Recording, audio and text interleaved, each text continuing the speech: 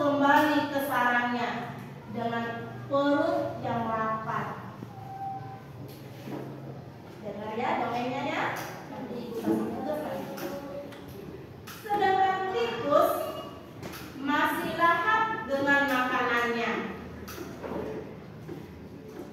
Waktu terus berjalan, tetapi ular tidak juga menemukan makanan.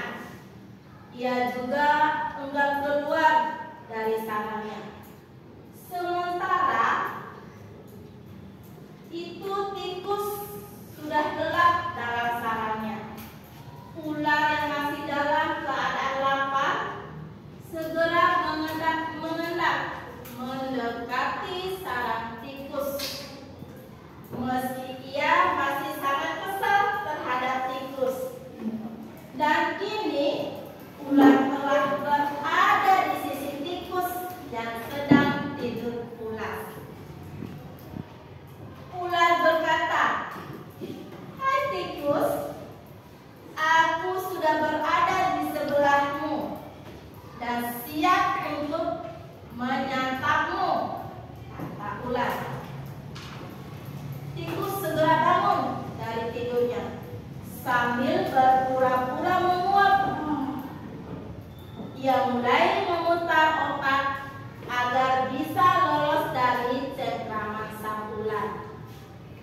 Tikus berkata, "Tunggu dulu ular, sahabatku. Kalau kau ingin memakanku, kau harus berpikir dulu. Kita hanya berdua di sini. Tidak ada hewan lain. Jika kau mau memakanku, kau akan sendiri," kata tikus. "Kau tidak akan mempunyai teman yang dapat kau ajak mencari makan. Kalau begitu, kau tidak akan makan dan akhirnya kau akan mati," kata ular. Sejenak sang ular terdiam. Ia mencoba merenungkan nasihat tikus. Lalu ular berkata, "Jadi kita tidak bisa hidup sendiri." Tikus menjawab, "Tentu, bukankah kita bisa berteman dan tentunya kita dapat mencari makan bersama? Bukankah itu lebih baik, menyenangkan daripada nantinya setelah kau memakanku, kau hanya akan hidup sendiri?" Lalu ular mengangguk dan mengerti. "Baiklah kalau begitu, maafkan aku," kata ular. Tikus pun memaafkan ular. Mereka tersenyum bahagia, kemudian beranjak mencari makanan bersama-sama. Tikus dan ular menjadi sahabat.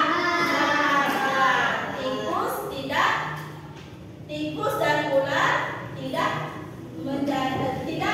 berantem lagi ya, dan ular tidak jadi memakan tikus.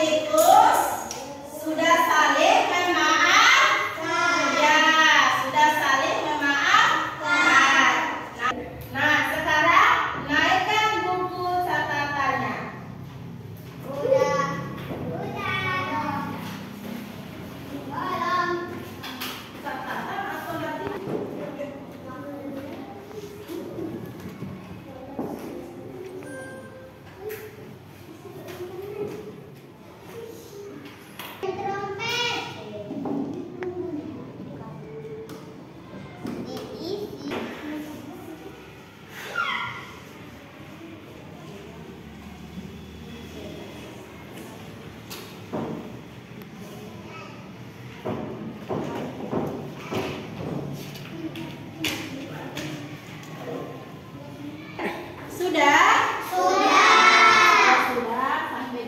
Sampai di sini dulu pertemuan kita. Lebih dan kurangnya Ibu mohon maaf ya. Coba belajar yang rajin di rumah ya. Wabillahi taufiq.